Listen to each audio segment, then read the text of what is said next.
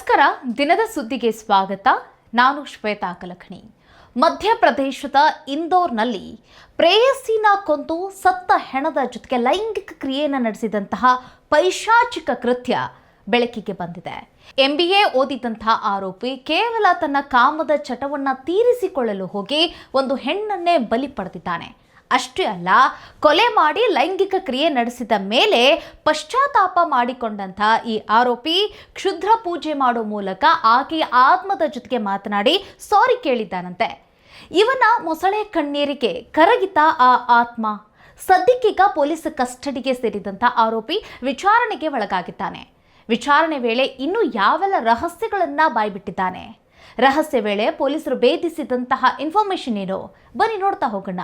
ವಿಡಿಯೋನ ಅಂತ್ಯದವರೆಗೂ ನೋಡಿ. ವಿಡಿಯೋ ಇಷ್ಟ ಆಗಿದ್ರೆ ಲೈಕ್, ಶೇರ್, ಕಾಮೆಂಟ್, ಸಬ್ಸ್ಕ್ರೈಬ್ ಮಾಡೋದನ್ನ ಮರಿಬೇಡಿ. ನೋಡಿ, 2-3 ದಿನಗಳ ಹಿಂದೆ ಮಧ್ಯಪ್ರದೇಶದ ಇಂದೋರ್ನಲ್ಲಿ MBA ವಿದ್ಯಾರ್ಥಿನಿಯೊಬ್ಬಳು ನಾಪತ್ತೆ ಆಗಿರ್ತಾಳೆ ಅನ್ನುವಂಥ ಸುದ್ದಿ ಹರಿದಾಡಿತ್ತು. ಹಾಗೆ ಪ್ರಕರಣ ದಾಖಲಾಗಿತ್ತು. ಇವತ್ತಿ ನಾಪತ್ತೆ ಪ್ರಕರಣವನ್ನು ಭೇದಿಸಿದಂತಹ ಪೊಲೀಸರಿಗೆ ಹುಡುಗಿಯ ಮೇಲೆ ಪ್ರಿಯತಮನೇ ಪೈಶಾಚಿಕ ಕೃತ್ಯ ನಡೆಸಿರೋದು ಗೊತ್ತಾಗಿದೆ.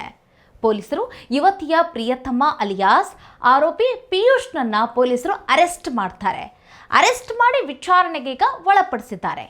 ವಿಚಾರಣೆ ವೇಳೆ ಬಯಲಾದಂತಹ ಮಾಹಿತಿ ಹೀಗಿದೆ. ಆರೋಪಿ ಪಿಯೂಷ್ MBA ಸ್ಟೂಡೆಂಟ್ ಆಗಿರ್ತಾನೆ. ಹಾಗೆ ಈಗ ಸಂತ್ರಸ್ತ ಮಹಿಳೆ ಅನ್ನೋದಕ್ಕಿಂತ ಮರಣ ಹೊಂದಿದಂತಹ ಮಹಿಳೆ, ಆಕೆ ಕೂಡ MBA ಸ್ಟೂಡೆಂಟ್ ಆಗಿರ್ತಾಳೆ. ಇವರಿಬ್ಬರು ಕಾಲೇಜಿನಲ್ಲಿ ಪ್ರೀತಿಯಲ್ಲಿದ್ರಾ ಅಥವಾ ಅದಕ್ಕಿಂತ ಪೂರ್ವದಲ್ಲೇ ಪ್ರೀತಿಸ್ತಾ ಇದ್ರಾ? ಅದೆಷ್ಟು ವರ್ಷದಿಂದ ಪ್ರೀತಿಸ್ತಾ ಇದ್ರು ಅನ್ನೋದು ಕೂಡ ಗೊತ್ತಿಲ್ಲ. ಒಂದು ದಿನ ಪಿಯೂಷ್ ಆಕೆಯನ್ನ ಲೈಂಗಿಕ ಕ್ರಿಯೆಗೆ ಒತ್ತಾಯಿಸಿದ್ದಾನೆ. ಆಗ ಯುವತಿ ಆತನ ಒತ್ತಾಯಕ್ಕೆ ಮಣದಿಲ್ಲ. ಆತನಿಗೆ ಸಹಕಾರ ಕೂಡವೂ ನೀಡಿಲ್ಲ. ಯುವತಿ ಸಹಕರಿಸಿದ್ದಕ್ಕೆ ಯುವತಿಯನ್ನ ಕೊಲೆ ಮಾಡಿಬಿಟ್ಟಿದ್ದಾನೆ ಈ ಮೃಗ. ಕೊಲೆ ಮಾಡಿದ ಮೇಲೆ ಆಕೆಯ ಮೇಲೆ ಮೋಹ ಈತನಿಗೆ ಕಮ್ಮಿ ಆಗಿಲ್ಲ. ಅಂತಂದರೆ ಈಗ ಪ್ರಿಯತಮೆ ಸತ್ತು ಹೋಗ್ಬಿಟ್ಟಿದ್ದಾಳೆ, ಆಕೆ ಹೆಣ ಇರೋದು ಈಗ ಕಣ್ಣು ಮುಂದೆ. ಆದರೂ ಸಹಿತ ಈತನ ಆ ಕಾಮದ ತೃಷೆ ಇನ್ನೂ ಕಮ್ಮಿ ಆಗಿಲ್ಲ. ಆ ದೇಹದ ಮೇಲೆ, ಅಂತಂದರೆ ಸತ್ತ ಹೆಣದ ಮೇಲೆ ಈತ ಲೈಂಗಿಕ ಕ್ರಿಯೆ ಮಾಡುವಷ್ಟು ಈತ ಅದೆಂಥ ಮಾನಸಿಕ ಖಿನ್ನತೆಗೆ ಒಳಗಾಗಿದ್ನೋ ಅಥವಾ ಈತ ಅಂತಹ ಮೃಗಿನೋ ಏನೋ ಗೊತ್ತಾಗ್ತಾ ಇಲ್ಲ. ನೋಡಿ, ಸತ್ತ ಹೆಣದ ಜೊತೆಗೆ ಆರೋಪಿ ಲೈಂಗಿಕ ಕ್ರಿಯೆಯನ್ನು ನಡೆಸಿ ಪೈಶಾಚಿಕ ಕೃತ್ಯವನ್ನು ಎಸಗಿದ್ದಾನೆ. ಇಂತಹ ಬೀಭತ್ಸ ಕೃತ್ಯ ಈಗ ಮಧ್ಯಪ್ರದೇಶದ ಇಂದೋರ್ನಲ್ಲಿ ನಡೆದಿರುವಂಥ ಘಟನೆ ಇದು. ನೋಡಿ, ಇದೊಂದು ರೀತಿ ಸಿನಿಮೆಯ ಸ್ಟೈಲಿನಲ್ಲಿ ನಡೆದಿರುವಂಥ ಘಟನೆ. ಈಗ ನಾವೆಲ್ಲ ಸಿನಿಮಾಗಳಲ್ಲಿ ನೋಡ್ತೀವಿ, ಹೀಗಂತೆ ಹಾಗಂತೆ, ಪ್ರೀತಿಸಿದಂಥ ಪ್ರಿಯತಮಗೆ ಈ ರೀತಿ ಕೊಂದನಂತೆ, ಕೊಲೆ ಮಾಡಿದ್ನಂತೆ, ಆಕೆ ಮೇಲೆ ಲೈಂಗಿಕ ಕ್ರಿಯೆಯನ್ನು ಎಸಗಿದ್ನಂತೆ. ಈ ರೀತಿಯಾದಂಥ ದೃಶ್ಯಾವಳಿಗಳನ್ನು ನಾವು ಸಿನಿಮಾದಲ್ಲಿ ನೋಡ್ತೀವಿ.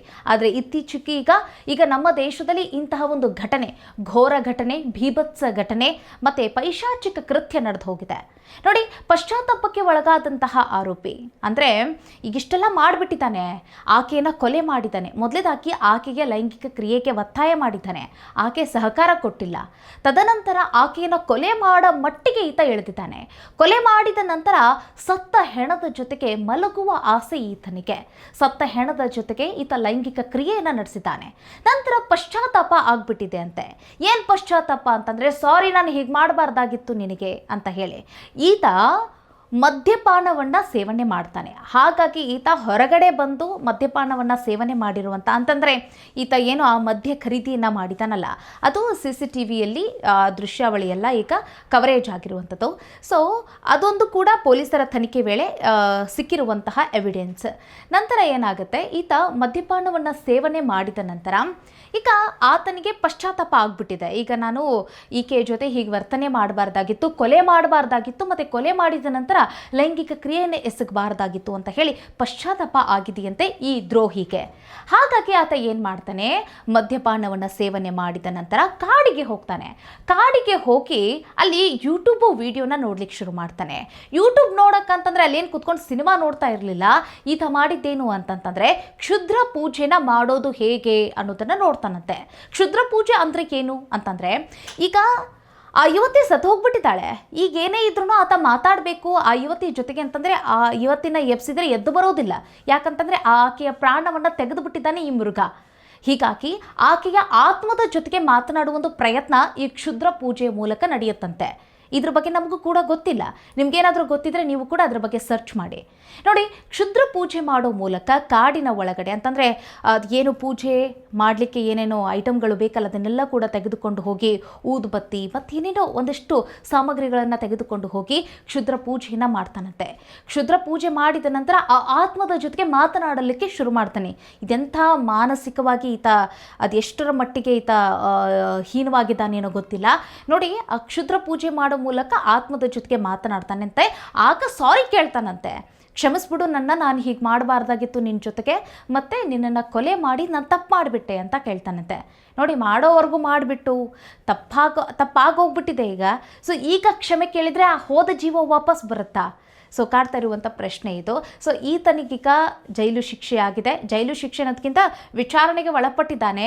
ಇನ್ನೂ ಈತ ಆಕೆಯ ಮೇಲೆ ಯಾವೆಲ್ಲ ರೀತಿಯಾಗಿ ಕೃತ್ಯವನ್ನು ಎಸಗಿದ್ದಾನೆ, ಆಕೆಯನ್ನು ಯಾವ ರೀತಿಯಾಗಿ ಸಂಚು ಮಾಡಿ ಕೊಲೆ ಮಾಡಿದ, ಮತ್ತು ಇವರಿಬ್ಬರ ರಿಲೇಷನ್ ಎಷ್ಟು ದಿನದಿಂದ ಇತ್ತು ಅಂತಂದರೆ MBA ಓದ್ತಾ ಇದ್ದಾರೆ ಅಂತಂದರೆ ಕಳೆದ ಒಂದು 5-6 ವರ್ಷದಿಂದ ಇವರಿಬ್ಬರು ರಿಲೇಷನ್ನಲ್ಲಿದ್ರಾ, ಲಿವಿಂಗ್ ಟುಗೆದರ್ ರಿಲೇಷನ್ಶಿಪ್ಪಲ್ಲಿದ್ರಾ, ಅಥವಾ ಸಹಜವಾಗಿ ನಾರ್ಮಲ್ ಫ್ರೆಂಡ್ಶಿಪ್ ಆಗಿ ಆಮೇಲೆ ನಂತರ ಇವರಿಬ್ಬರು ಪ್ರೀತಿಯಲ್ಲಿದ್ರಾ, ಆ ಸಮಯದಲ್ಲಿ ಆ ಯುವತಿಗೆ ಈತ ಲೈಂಗಿಕ ಕ್ರಿಯೆಗೆ ಒತ್ತಾಯಿಸಿದ್ನ, ಏನೇನು ಕತೆ ಅದೆಲ್ಲದೂ ಕೂಡ ವಿಚಾರಣೆ ವೇಳೆ ಬಯಲಾಗಲಿದೆ. ಸೊ ನೋಡಿ, ಇಂತಹ ಕೃತ್ಯಗಳು ನಮ್ಮ ದೇಶದಲ್ಲಿ ನಡೀತಾ ಇರೋದು ಒಂದು ರೀತಿ ನಾವು ಹೆಂಗೆ ಹೇಳ್ಬೇಕಂತಂದರೆ ಶೇಮ್ ಅಂತ ಹೇಳಿದ್ರೆ ತಪ್ಪಿಲ್ಲ. ಸೊ ಏನಂತಂದರೆ ಇಂತಹ ಪ್ರಕರಣಗಳು ನಡೆದಾಗ ಇವರಿಗೆ ಸರಿಯಾದ ಒಂದು ಶಿಕ್ಷೆಯನ್ನು ಕೊಡಬೇಕು. ನೋಡಿ, ಪ್ರೀತಿಸುವಂಥ ಸಮಯದಲ್ಲಿ ಆ ಹುಡುಗಿ ಒಪ್ಕೊಳ್ಬೇಕು ಅಂತ ಹೇಳಿ ಸಾಕಷ್ಟು ರೀತಿಯಾದಂಥ ಪುಸಲಾಯಿಸೋ ಮಾತುಗಳನ್ನು ಆಡಿರ್ತಾರೆ, ಬಣ್ಣದ ಕತೆಗಳನ್ನು ಕಟ್ಟಿರ್ತಾರೆ. ನಾನು ನಿನ್ನ ಹಂಗೆ ನೋಡ್ಕೊತೀನಿ, ನಾನು ನಿನ್ನ ಹಿಂಗೆ ನೋಡ್ಕೊತೀನಿ, ನಾ ಹಂಗೆ ಮಾಡ್ತೀನಿ, ನಾ ಹಿಂಗೆ ಮಾಡ್ತೀನಿ, ಹೀಗೆಲ್ಲ ಬಣ್ಣದ ಆಟಗಳನ್ನು ಆಡಿರ್ತಾರೆ. ಕೊನೆಯದಾಗಿ ಆಕೆ ಇದನ್ನ ಜೊತೆಗೆ ಲೈಂಗಿಕವಾಗಿ ಆತನಿಗೆ ಸಹಕಾರ ಕೊಡದೇ ಇದ್ದಿದ್ದಕ್ಕಾಗಿ ಈಗ ಆಕೆ ತನ್ನ ಪ್ರಾಣವನ್ನು ಕಳೆದುಕೊಳ್ಬೇಕಾಯಿತು. ಆಕೆ ಪ್ರಾಣವನ್ನು ಕಳೆದು ಈಗ ಈತ ಕೊನೆಯದಾಗಿ ಪಶ್ಚಾತ್ತಾಪ ಪಡ್ತಿದ್ದಾನಂತೆ. ಸೊ ಈ ಪಶ್ಚಾತ್ತಾಪ ಇಲ್ಲಿಗೆ ನಿಲ್ಲತ್ತಾ, ಅಥವಾ ಮುಂದೆ ಆತನಿಗೆ ಕಠೋರವಾದಂಥ ಶಿಕ್ಷೆ ಕೊಡ್ತಾರಾ, ಅಥವಾ ಮರಣ ದಂಡನೆ ಶಿಕ್ಷೆ ಈತನಿಗೆ ವಿಧಿಸುತ್ತಾ? ನ್ಯಾಯಾಲಯ ಏನು ತೀರ್ಪನ್ನು ಕೊಡುತ್ತೆ? ಮುಂದೆ ಇರುವಂಥ ಪೀಳಿಗೆಗಳಿಗೆ ಮತ್ತು ಈ ಒಂದು ಸುದ್ದಿಯನ್ನು ನೋಡ್ತಾ ಇರುವಂಥ ಜನಗಳಿಗೆ ಭಯ ಹುಟ್ಟಿಸುವಂತಹ, ಇನ್ನು ಮುಂದೆ ಈ ರೀತಿಯಾದಂಥ ಪ್ರಕರಣಗಳು ದಾಖಲಾಗಬಾರ್ದು, ಯಾರು ಕೂಡ ಈ ರೀತಿ ಯೋಚನೆ ಕೂಡ ಮಾಡಬಾರ್ದು ಅನ್ನೋ ಮಟ್ಟಿಗೆ ನ್ಯಾಯಾಲಯ ಈತನಿಗೆ ಸರಿಯಾದ ಶಿಕ್ಷೆಯನ್ನು ವಿಧಿಸುತ್ತಾ? ಕಾದು ನೋಡೋಣ. ಈ ವಿಚಾರ ಕುರಿತಾಗಿ ನಿಮಗೇನಿಸ್ತು ಕಾಮೆಂಟ್ ಮಾಡಿ. ಮುಂದಿನ ವಿಡಿಯೋದಲ್ಲಿ ಸಿಗೋಣ. ನಮಸ್ಕಾರ.